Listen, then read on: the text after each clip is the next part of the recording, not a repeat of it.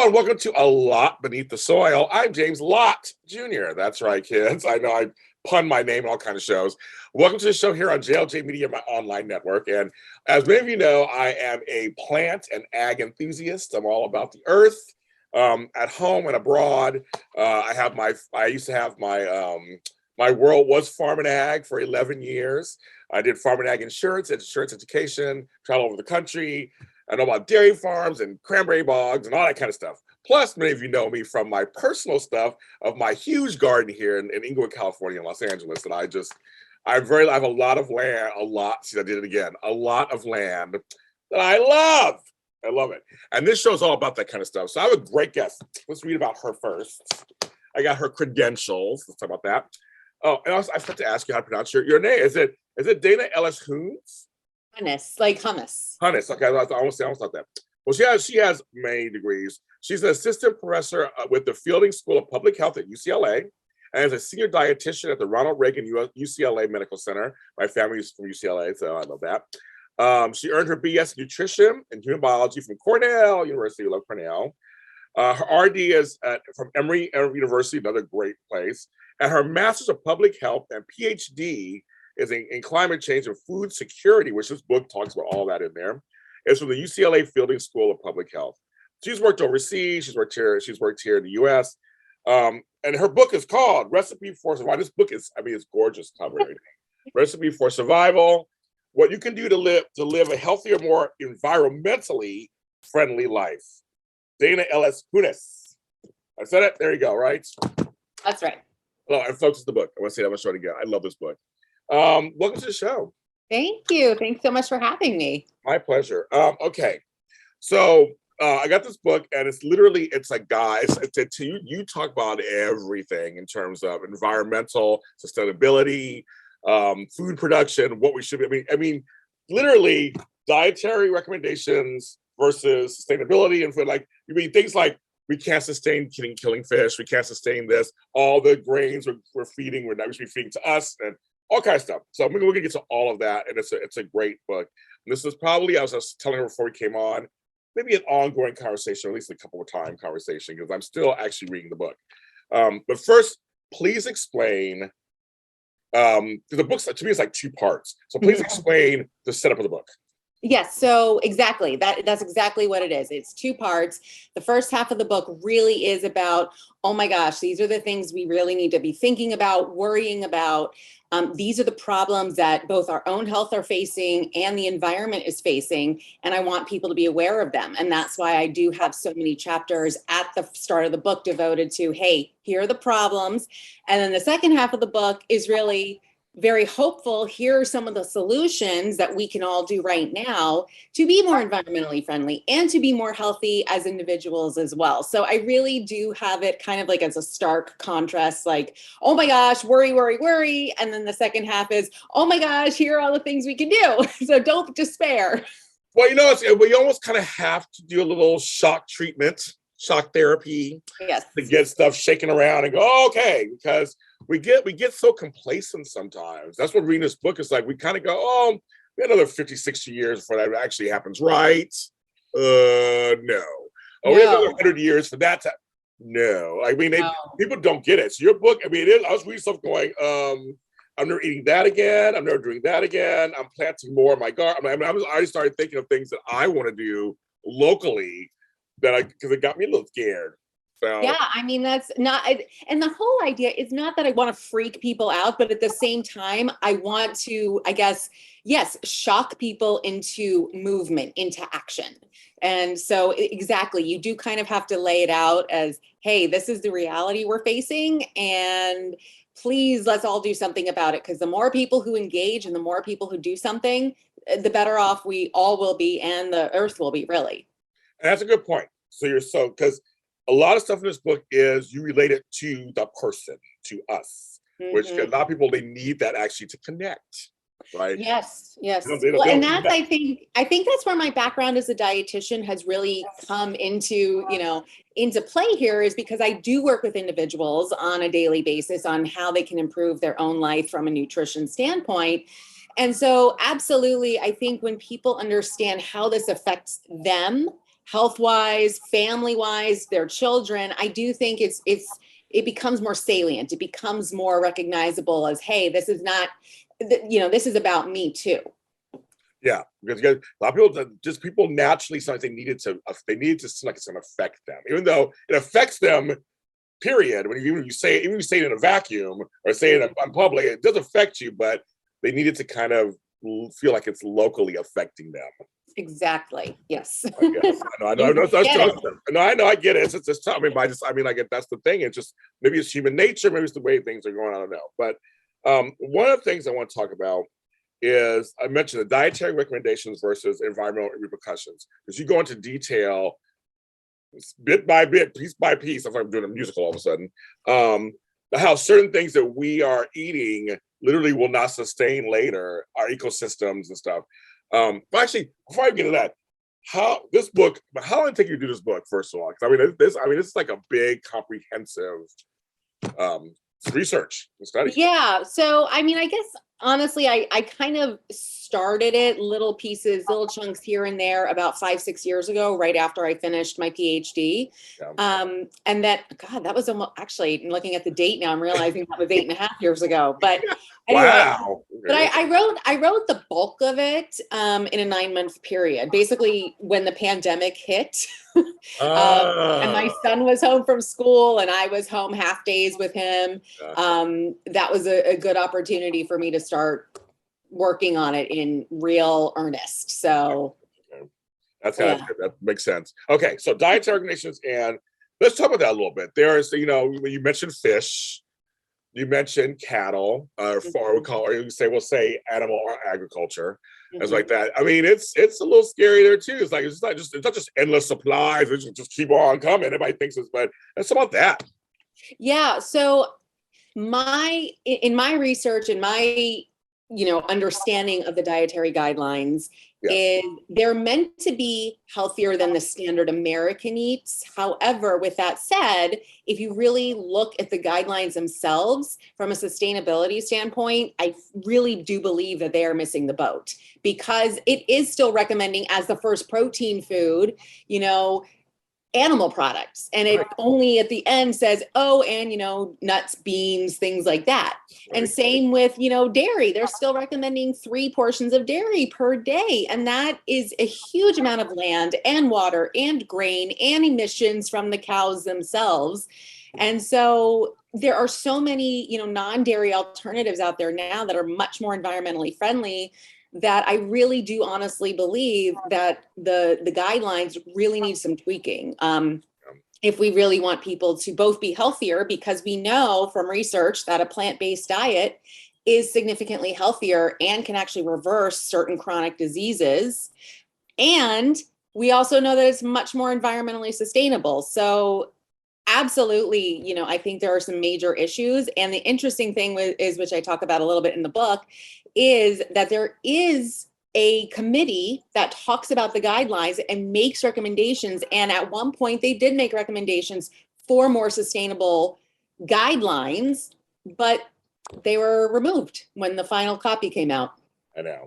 I'm lactose intolerant. So what's funny is I became lactose intolerant. I wasn't always that way.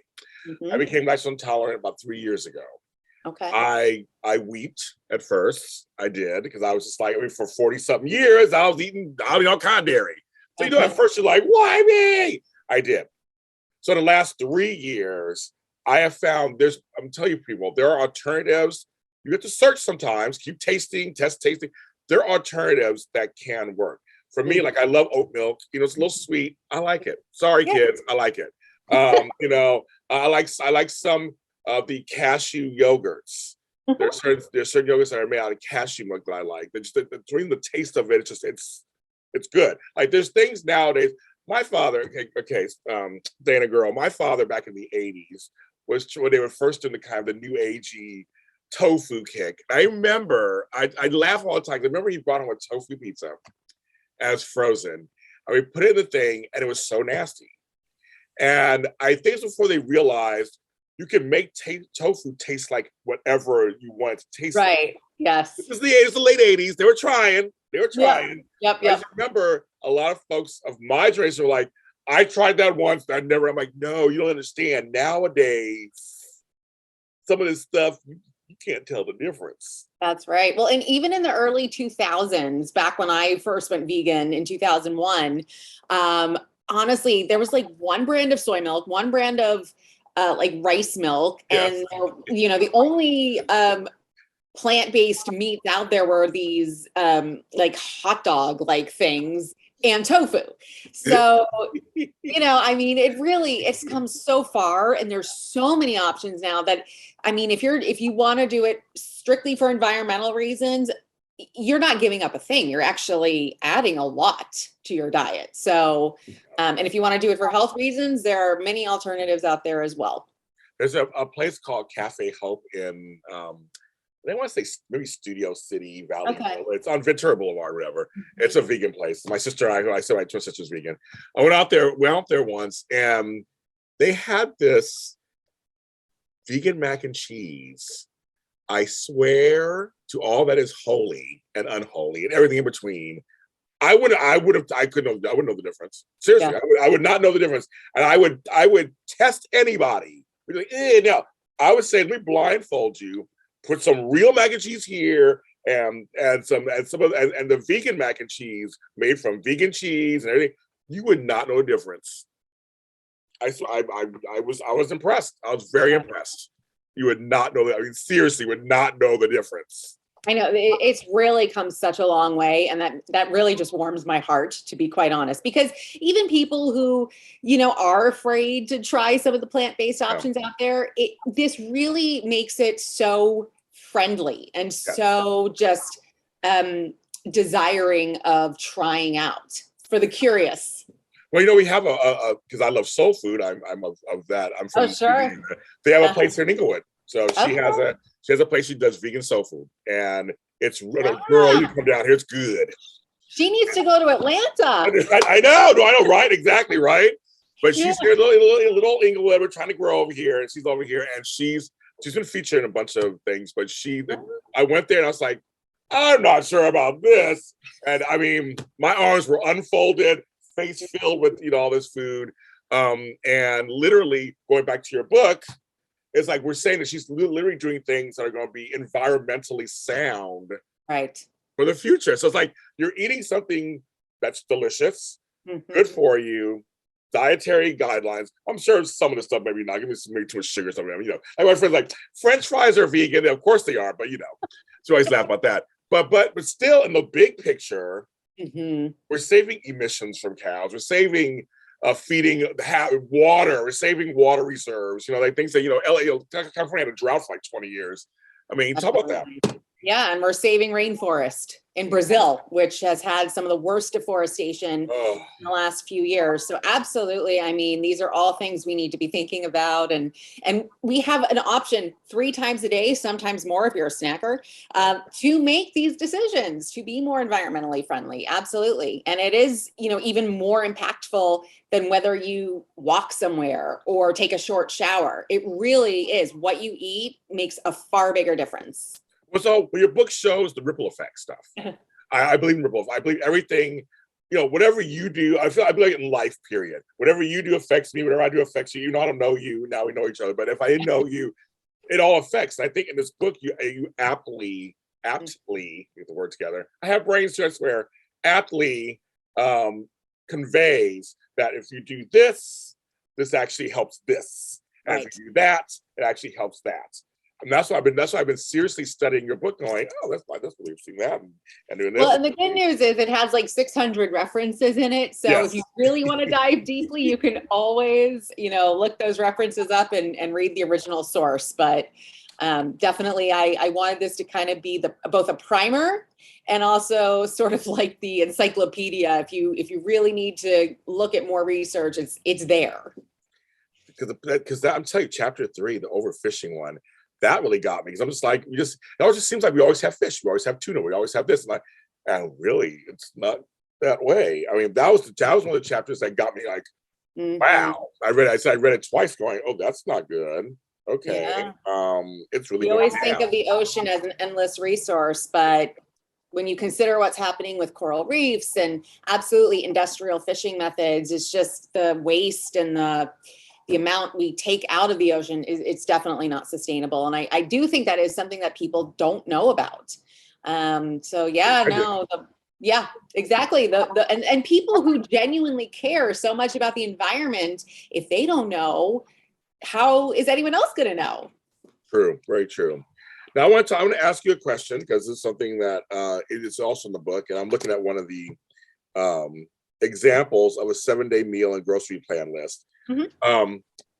We're now saying plant-based. I guess that's new language. That's new language. It sounds better. It sounds, I guess, to people, whatever. It's friendlier. It's a friendlier. Yes, it's a friendlier way of talking about it. Yes, I've noticed that. So it's funny for me. I'm not vegan or vegetarian, but I do. But I'm not a huge meat eater either. I would say if I had to, that's why I said the fish part. I'm more pescatarian than anything else. Mm-hmm. I'm very much I love vegetables. I eat them all the time. I have great bowel movements, everything's good. But I do fish. Meat, every once in a while I have, but I'm not, I don't even, there's months I'll go and not even have a steak or anything. I don't care about that.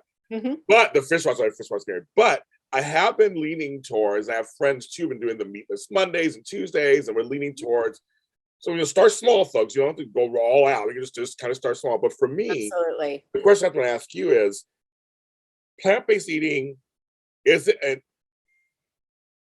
you have to be vegan or vegetarian to be a plant-based eater? Is that go hand in hand, or is that? I'm trying to figure out what you told me in the book. I'm trying to figure all that out. Yeah. So I guess to more succinctly define plant-based, you could think of it as more of like each independent meal. So if you want a plant-based breakfast, then it could be, cereal with plant-based milk and fruit or something along those lines. And then a plant-based lunch, similar concept. Whereas I think when you call yourself a vegetarian or a vegan, that is more of a characteristic about yourself as opposed to looking at the meal and the food on your plate. So I think that's maybe one of the reasons the lexicon has changed a little bit, because not everyone wants to be defined as either vegetarian or vegan, especially if they're not necessarily vegetarian or vegan, but they're happy to dabble in or even eat a plant-based diet, 95% of the time. And really that's, I don't tell people you have to be perfect, because you don't. You just, try for more plant-based meals, and I don't care what you call yourself. No, and in your book, I love that. And in your book, you give tips, and I see where the dietitian part comes in. Yes, I had a dietitian years ago. I needed one for something, and I had one. Mm-hmm. And dietitians are great. They're great. Like for example, folks. I eat whole grain cereal. I eat wheat bread. Or whole grain bread. I should say whole grain bread. I eat hummus. Mm-hmm. I eat hummus all the time. I love hummus with everything. I love hummus. I eat salsa. There's things that I eat. There's certain veggie burgers. There's one I like that's black bean and corn, which is a popular one. Very tasty. All you do is season it to whatever. I've had soy risotto. I swear to God, folks. When I mixed it with my eggs, it's bad. I mixed with eggs, but I did. I mixed it with my eggs, potatoes. I'll be honest with you, Dana. It's the bomb, because it's literally, at least I'm replacing one thing. It's having real exactly. And that's exactly what my point is. I'm not telling people they have to be perfect. I'm telling them lean in and do your best. If you feel like you need eggs one day, then try to have the rest of your day be more plant-based foods. So it's not this or that. It's really just doing your best, contributing what you can and however often you can. And she gives you a great example. Literally peanut butter, folks. Yeah, it's a great source of protein, healthy fat. It's so good. I love peanut butter. So good. Avocados. Yep. Literally she names things you're probably already have in your refrigerator somewhere. Marinara primavera sauce. I love marinara sauce. It's my favorite of all the spaghetti sauces. Mm-hmm. Granola. We all have granola. Quinoa. Eggplant. I love eggplant. Cooked eggplant is my favorite. But there's things in here you're just like, they're normal. I see things. I'm like, okay, I get that. Unfortunately, I'm allergic to watermelon. It makes me sad. Man, when I was a kid, when I was a kid, a hot summer day in LA, and we're eating a watermelon outside in the back with kids. It's a bomb. Cold watermelon. Yeah. Hot day. Oh no. Dragon fruit is sort of a kind of similar texture. Girl, ain't not the same Right. as It's not. watermelon. I like dragon fruit, but I mean, but I'm being funny with you, but no, it's not the same, kids. Yeah. Sorry. I mean, No, I know. Yeah. I'm actually one of those lucky ones that I don't think I'm allergic to anything. So, but since I have cut out a lot of foods from my life, I can appreciate what that feels like. yes. She mentioned a potato pierogi, which I have an Eastern European part of my family. Had those all the time, usually with potatoes, or we change the cheese to cheese, so other kind of cheeses. Yeah, there's, right? in fact, I have a cashew, or maybe it's almond. It might be almond ricotta in my refrigerator right now. Oh my God. It's so good on, pasta sauces, and it's just delicious. I'm telling you guys, it's really, but she tells you, milk, different kinds of milk, what they have in them, what the land use is. I like that. 'Cause I'm looking at the page right now that I dog-eared. That land use. No, I tell you, I'm reading. I'm like seriously into this book. But also the emissions. So she's showing you one side of it, like how great this is, how it's not using that much. Using your grains and stuff. That's one thing, but it's not the same as using cows or goats or anybody else. And then also, there's no emissions because it's plant-based or nut-based. There's no gases going into the sky. You really break it. You break it down here. Like it's called protecting the earth, one earth at a time. I love that. Oh, well, thank you. But yeah, no, I mean, one of the things I wanted to show is, because I get a lot of from people, well, what about almond milk? It uses so much water. And I'm like, well, yeah, I mean, one almond does take a gallon of water to grow, which kind of sounds ridiculous when you say it out loud. But when you take into consideration what's actually in a gallon of almond milk versus a gallon of, cow's milk, you still have a huge amount of savings. So I do, that is kind of the goal, is to point out to people there are misconceptions and misnomers out there, and let's kind of get to the bottom of it and give you the truth. Well, I feel like your book is not just one-sided, definitive. This is the timestamp, and this is what everything is. I feel like you are just kind of opening the window to us to see. This is what I found. You may find this interesting, and I find that you may find it a little scary, and you may want to do something about it. That's how I'm reading your book, kind of. So like, this is kind of telling me, oh, look at this. Did you know this? I'm like, no, I didn't know that.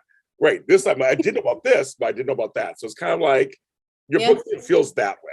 Well, you're very, very intuitive, because in a way, when I finished writing it, I said to myself, this kind of feels like a little bit of a memoir in a way, because it's sort of like my experience in learning about all of this, and then kind of relaying all of that to you. And let's see, what are you going to get out of this? And what next steps do you feel like you can take because of it?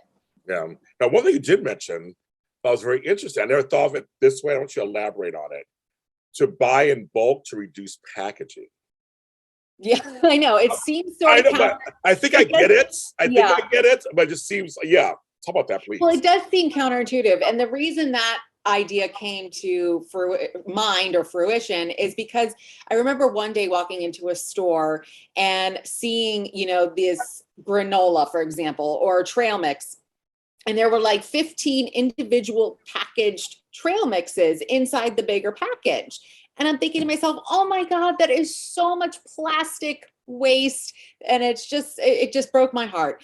And I'm thinking to myself, if you go to a bulk bin, well, pre-pandemic, if you go to a bulk bin, and some are starting to come back now, you don't have to deal with all that waste. Have a reusable container and just dish it out. And then I guess if you want to single serve it at home, that's fine. That's up to you. But just so much plastic and so much packaging goes into all these individually wrapped foods. And so that's where the kind of buy in bulk sort of originated from.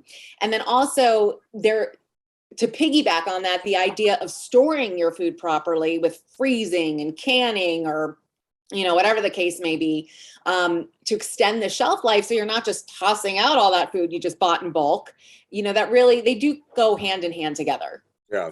One thing that's really interesting for me, as I was reading this book, I was smiling because during the pandemic happened in 2020, for me, I'm always like March 17th, 2020, my whole world changed. Everybody has their dates. That was my date when both my careers shut down for a moment. Oh, I work in Hollywood. The whole studio shut down. I'm also a professional organizer, life coach. That shut down for a second. Everything shut down for like 3 months in LA until we figured out what to do. yeah. But people were looking at me because I grow my own food in many ways. I have a lot of fruits. I have like, Dana, see, this is why, if I could have a farm, I would. But I don't have a farm. I live in Inglewood in LA, so I can't have certain things. But I have a gigantic yard.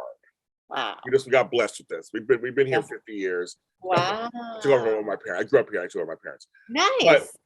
But when I started the yard was barren. When I got here, it was all barren. I mean, I've been home 13 years. I've been slowly but surely adding things. And I knew I wanted fruits and vegetables. But I know with fruit trees and stuff, to be careful in the city because there's like fruit rats and things that come, and these crows come down, but I just taking my nectarines. I'm like, excuse you, what are you doing? Yeah, so they'll do that. I'm like, it's crazy. It's like, hello, they're like staring. I'm like, stop staring at my nectarines. So I put CDs out there, so like. Oh, that's a good idea. Yeah, all kind of goodies. But here's the thing. So that year, because a lot of things are running out of stores and I wasn't really going anywhere, I was getting some things delivered. I was making my own food. I was posting online. I have loquats, for example. And these loquats, I have 2 trees. It was one tree that it went over somewhere else, and I got 2 giant trees. So when they came in, I made loquat jam for the first time ever in my life. I looked it up, got the pectin, got the stuff. I don't know how to do it. It was oh my God, it was so good. I made I took cooked loquats and put it with some meat. I'm sorry, with some meat. But I mean, but I was using off the land. What I had nectarines, I had plums. So I mean, I was filled and tomatoes. I was filled with stuff. And I'm like, and I mean, I was growing green beans. I'm like, wow, they go, James, I'm living off the land. So I make my own food. You guys are running out of stuff. I have my own. So people, please keep that in mind. Whether you have a balcony, which is all we have. I mean, we do have a 10 by 4 foot community garden plot up on campus, but otherwise, all we have is our balcony, and we grow like herbs and a few tomato plants and wherever you are. Exactly. It helps the environment. I love that. And so you mentioned about the canning, jarring, freezing. So I was freezing my stuff, passing things on. My sister got me a little mason jars, and I was like putting my name on them. And it was like that. I was like loquats or whatever else. Like that. Again, my name. All that stuff. But I just found that interesting about that, because you also talk about food waste. Because we're talking about buying in bulk for packaging, so that kind of waste. And then you talk about food waste. Talk about that a little bit too. Yeah. So, I mean, 40% of food in the United States gets tossed out before 40%, people. 40%. That's crazy. That is so much land, so much fertilizer, so much water that just ends up in the trash. And when it goes to the landfill, it ends up turning into methane, and methane is a horrible greenhouse gas, far worse than carbon dioxide. Yeah. And so when you think about how many calories that is, and how much protein and how many more people that could feed. Right. Yeah, I mean, it just really, that's why I really do talk a lot about food waste, because it really is so environmentally detrimental. Yeah. Now, you talk composting too. What I do with my coffee grounds and my eggshells and that, I do put them back into the earth and things like that. So I believe in giving it back and things like that. And so this book has so many different great just ideas to tell you, whether you're on an actual farm or you're urban or you're in an apartment or you have a little tiny yard, a backyard. I mean, this book just really tells you. Like I said, I'm still reading it, folks, because she mentions home and community gardens. So I want to talk about that at some point. I call things on because I really do best. That's my thing. I have friends who are in the urban gardening, urban farming industry over here in West LA, and they're like because a lot of places in Venice and Santa Monica, they have these little gardens now, little farms. It's just it's the way to go, right? And in these big cities, we should be doing more of this, shouldn't we? I mean, absolutely. We can't just always rely on the rural areas to pick up the slack, because there's just so many opportunities in cities to, like, on rooftops, or in your backyard, or, even exactly in these, residential communities, if they allow it, to have more of these urban gardens that can both be beautiful to look at and feed people. So absolutely, I think bringing food more local and more accessible to people and affordable certainly can make a huge difference for food security and just overall well-being too. I had heard something, I don't know if this is, you let me know if this is true or not, that for certain allergies and things, local honey that's local to you can help that. Is that true? I have heard about that. I would not Yeah. say I'm an expert on that Yeah, I topic, don't know either. but I have heard some research on that, and I do think that there is something to it. Me too. I think it's something too. I mean, it doesn't sound like it's some far-fetched and fantastical, but it's like something, I mean, anything locally grown or sourced, I would think would be great anyway, whether Well, it's absolutely, because it brings that pollen into the, into your food, the foods that you eat. yes, I agree. So I'm with you. I wasn't sure, but I've heard that for years. I buy local honey. That's what I do. I buy honey from just kind of like supporting farmers. I love going to farmers markets. So how do you feel about farmers markets? I love them. I do. I love farmers markets. We're so lucky. So both my husband and I work at UCLA, and we only live like less than a mile away. So we walk there, which is why we only have a balcony and not a yard. Yes. Yeah, but there is a farmers market right in Westwood, and oh my gosh, the produce there cannot be beat. It is so fresh. It is so like crisp. The greens are crisp. The citrus is beyond juicy. The berries are super sweet. I mean, if you don't eat them in like 2 days, they go bad. So hence, Wow. here's how to store them properly. Yes. But it's just, yeah. And you really are giving back to your local farmers, and you can make relationships with these farmers as well and find out more about their farm. How can you support them? Sometimes they give tours, things like that. And so, they appreciate it too, because I mean, being a farmer is not easy. I mean, you could probably speak far more to that than I can, but It's not. I'll tell you something. She brings up a good point. I even though I live in Inglewood and we have a Culver City one, we have a Westchester one by the airport. I go to the one in Hollywood. okay. Plus, I see celebrities there all the time. Like, I know you, that show with no makeup on. I'm like, I'm not gonna say anything. We laugh. But there's speaking of friends. So there is a place. They're in, I want to say Porterville, so somewhere north of here, where they do honey. And actually, they say bring back your containers. Oh, I love that. And we'll refill it. Oh, that's They give you beautiful. a discount. Yeah. So, Yeah. so you're supporting a local farmer. So it hits, that's why this book is so good. It hits all these points. You're Yeah. supporting a local farmer. Uh-huh. You're helping with recycling and repurposing. You're using that also at the same time. So it's kind of like, it's a great thing. It's just like, when you finish it, just we'll refill it. Oh, or we'll take it, Yeah. or we'll take it, give you a new one. We'll reuse it. Sure. Yeah, I mean, it reduces the amount of brand new resources that have to be used. So absolutely. I mean, that's beautiful. And coffee shops will do that. You bring your own mug and they'll fill it at a discount. So yeah, absolutely. Anything we can do to use less. I agree. And that's the thing. Seriously, that is something I just think I just want people to know about that. It's like you can make relationships with people. I mean, there's this one place I get this, I think it works for me, my sister. We go to this one place there. We get our wheatgrass shot every week. We get it once a week. We get it. And I will tell you, I've not been sick in 2 years. Even through all this COVID stuff, I've not gotten COVID. For some reason, I started doing that like 4 years ago. I feel like that's part of my regimen, but I feel like that part has helped me on some level.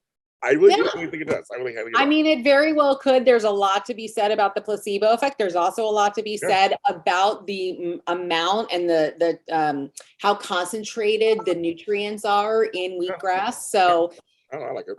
Yeah, I like it. But anyway, I make relationships, and so or the whole certain way. I got those pluots you wanted or whatever, and I said, okay, thank you. I want those.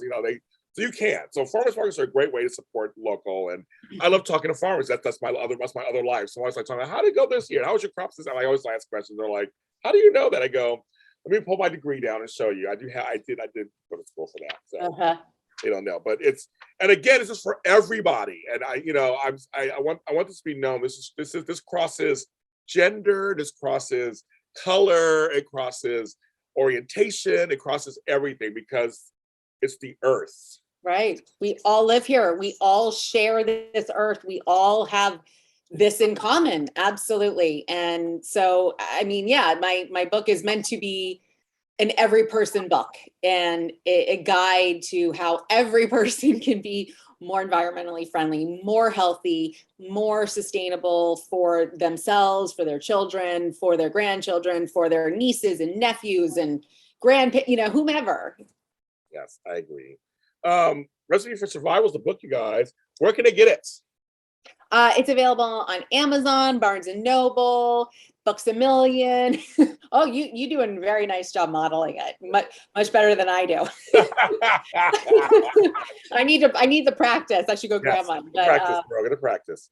Yeah, it's available pretty much anywhere books are sold. If if you want to support your local bookshop, most of them are carrying it too, or you can order it and they can bring it in. So IndieBound is like a repository for where to shop at your local bookstores. Yes. Yeah. We like that also. Anything local, I'm all for anything local. So exactly. I'm a small business. We're all small businesses. Support small business. Yes. That's what I say completely. Thank you, Dana, for being on my show. You got to come back. I'm going to finish. I'm going to finish the book. I'm going to come back. I have more questions. But seriously, thank you for your time and your research and your living. Thank you for doing that. Well, thank you for your interest, and I would be happy to come back on. You are a wonderful interviewer. Oh, thank you. Okay, everybody. So I'm James Lott Jr. You can follow us on all social media platforms at James Lott Jr. or JLJ Media. We're everywhere you want to be, even on TikTok. Yes, I'm on there. Giving tips on all kinds of stuff. So I don't do any of the dancers or nothing, but I do tips and I use my voice on that platform. But also, like I said, so yes, JLJ Media is my company, and that's here on YouTube. It's JLJ Media. You can follow us there, and A Lot Beneath the Soil is on every streaming service. So iHeartRadio, Spotify, Google, Apple, wherever you get your podcasts. You're thinking, I want to hear something while I'm walking or working out or at the beach or whatever you do on a plane. Go there, hit the follow button, and you'll see all these interviews. Pass this on to anybody. Like my twin sister wants to know this, so pass this on to people you think might be interested in this book also. And if you need anything, contact me, and I'll contact her. If you're afraid, talk to yourself. You can come talk to me, and we'll work it out somehow. Thank you so much for watching and or listening. It's A Lot Beneath the Soil, and we'll see you next time.